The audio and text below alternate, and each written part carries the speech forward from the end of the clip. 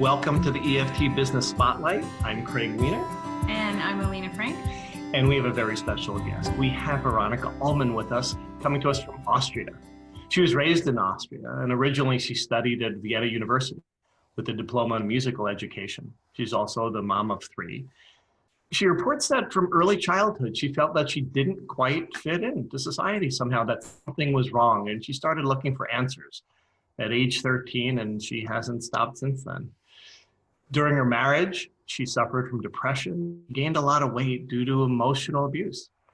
She's now certified in cranial works and past life regression therapy, and now she's an EFT and matrix reimprinting practitioner who works with overweight women to help them find a new and healthier way of living. So it's our great opportunity and honor to speak with Veronica Allmann. Hi. Hi, thanks for having me here. I'm very excited. So Veronica, I guess it was part of your journey to discover, since you were doing all these things and looking for help for yourself. Tell us how you found, how'd you find EFT and tapping? Well, I spent a lot of time on Amazon looking through stuff and looking for possibilities to heal, to get my weight down. So I also stumbled over books about tapping, and back then I thought, no, that I'm not gonna do. I'm not gonna tap on my face. So I put it aside and forgot about it until a friend told me about it. And she told me a very impressive story of practically healing a snake phobia in 30 minutes. And I thought, okay, there must be something to that weird stuff. Yeah. And I looked books up. It's the first thing I do, books I read. And then I looked Gary Craig up, and I found him and spent the next 2 weeks glued to the TV or computer and soaked it up and took it in. And then after 2 weeks, I started doing it on myself, and I started tapping, and I thought, okay, things go away. I'm doing this now. And since then, never stopped. It's 4 years now. Wow. And I think I'm a very different person already. And I'm here with you guys. Yes. Doing an interview. That's fabulous.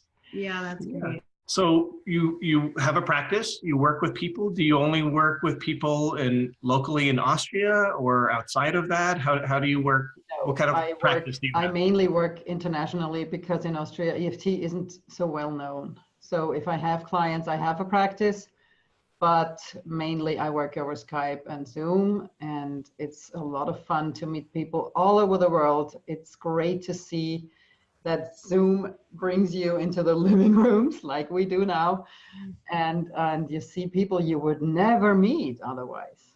So I love that part of my job. It's wonderful. And so your English is quite good. So you can tell that, I mean, you would have no problem working with somebody who speaks English. So what other languages do you conduct? Well, German is my first language. German. So of course, yes. Right.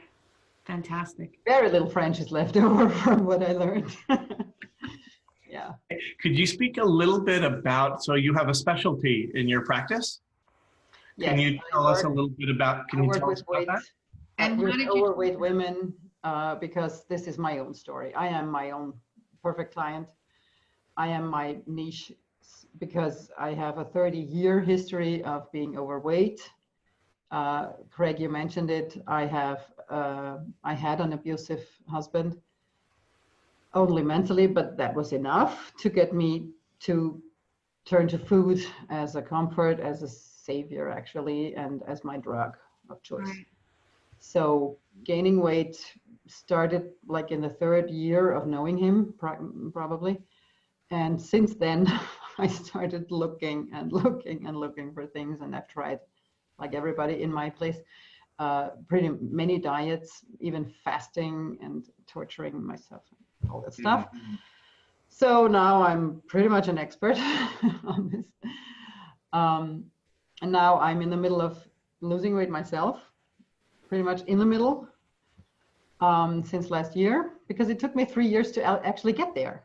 It's very interesting. I had so much other stuff to clear first, since until I was ready to go on my own weight loss journey.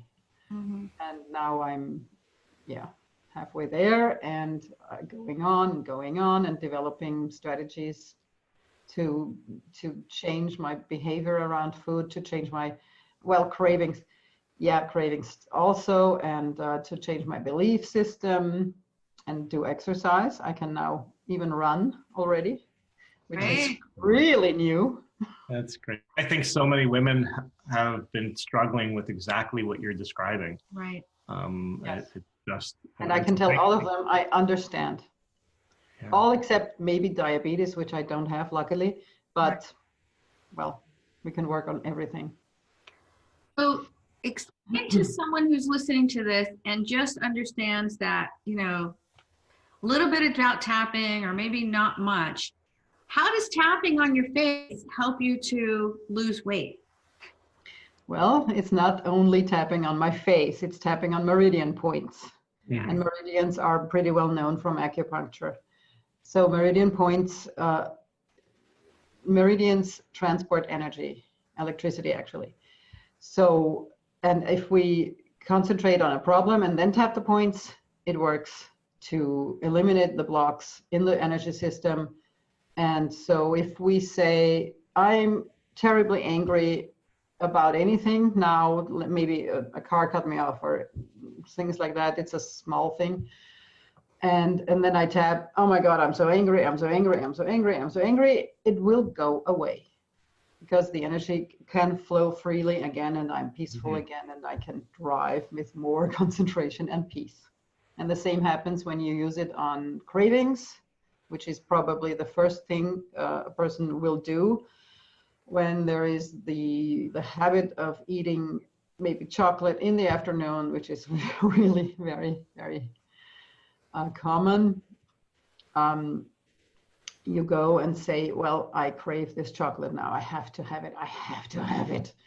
And then you tap, maybe not in the middle of this situation, because maybe you cannot even stop yourself with tapping. I have experienced that. But when you're a little more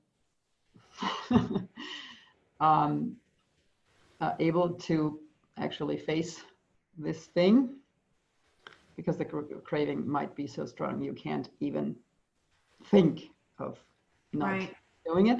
So if you do that after one or two tries or round, no, not rounds, I don't want to say rounds, but it will go away. The craving will go away. You will find underlying causes. You will find root events that actually brought you to choose this drug, which is like you know, you hurt your knee and your mommy gave you a candy. So if I hurt, I get candy.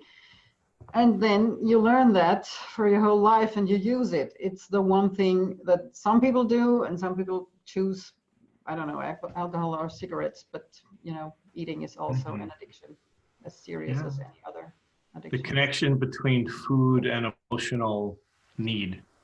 Oh, certainly. It's so connected, isn't it? And very much discovered. And food is for, I mean, I see so many interviews in magazines and stuff. You have people cooking their favorite foods. And then there is a little section and they are asked, what is your favorite memory around food? And they say grandma's, I don't know what cake or whatever. And everybody has an emotional connection to some food. Yeah. From childhood, maybe the Christmas cookies. In Austria, we are really keen on Christmas cookies. It's a big thing here. It's a big tradition.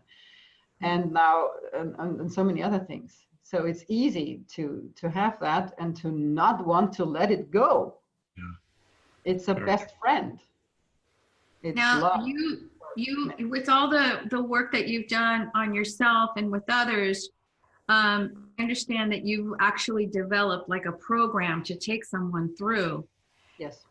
So part of it is cravings, and what are some of the other things that what's the journey? I found recently that a big part of our behavior is actually inherited from our family history. Uh-huh. And Well, it can be very exciting to find out who else is overweight, why. In my case, there were two wars. I'm in Europe. There were two world wars going on. There was hunger, Right. starving, people having like, I don't know, 5 grams of fat each day or something, and eggs weren't even available, and you know, it was so scarce, and my mother still cannot throw things away. She just does not. Right. Everything has to be stored and kept until it is eaten. Uh-huh. It hurts her physically to throw things out. Mhm. So I had to learn for me that it's fine if something goes bad, let it go, for example, or it's too much or something. And so yeah. you work with people in your program finding their connections. I just want to hear, like Alina was asking about your program. So if you were to work with a client, you work with what? Identifying cravings, finding those emotional connections, letting them go, just like that? Yeah, I have a 12-week program, which is, I hope, enough, but for many people it won't be, as my own story shows. 12 weeks is at least enough to find the most important root causes and also cravings, and to see that something moves, because in weight loss it takes time. Right. It's not like getting rid of smoking and you never do it again. In weight loss, you have to first work on the food behavior and the eating behavior, and then see if something moves. And if nothing moves and the body still holds on to the weight, you have to see why the body doesn't feel safe. So what's the gain in the advantage in staying where I am? Right. If I don't want to give eating up or give the fat up, the figure that I have, it's protection. Right. Mostly the body we carry around with a lot of too much of everything, it's protection. Right. Whether we like it or not, for some reason, we decided a long time ago, we need an armor or a wall. So finding out what that wall protects us from, and then feeling safe enough to really let go, then the body will let go, and fast. I've had it happen in my life. It's fascinating. Like 5 kilos are off in like 2 weeks or something. That's if amazing. It's safe. So that's wonderful. And I think that working with a practitioner even provides more of a feeling of safety, because you're sort of holding someone's hand, you've been there, and you lead them through the process without feeling overwhelmed or wanting to give up, or that. All of that is part of your safety strategy, right? So yes, if you have someone listening to you and knowing what you're going through and understanding because they were in the same place, of course it makes you feel safe. Right. Yeah, it's like having a good friend. Yeah, that sounds wonderful. Veronica, how can people find you online? Where can they find out more about what you do and connect with you? I have a website now. It's called thebodyfreedomexperience.com. And I have a Facebook group too with the same name, the Body Freedom Experience. Great. I want everybody to join. Excellent. There's encouragement, there's sharing, there's tips, maybe, ideas. Excellent. Yeah. Excellent. Support makes such a difference, doesn't it, with that? It really does. I thank you for doing the work that you're doing in the world. It's so important. So thank you very much for joining us today. Thank you very much too.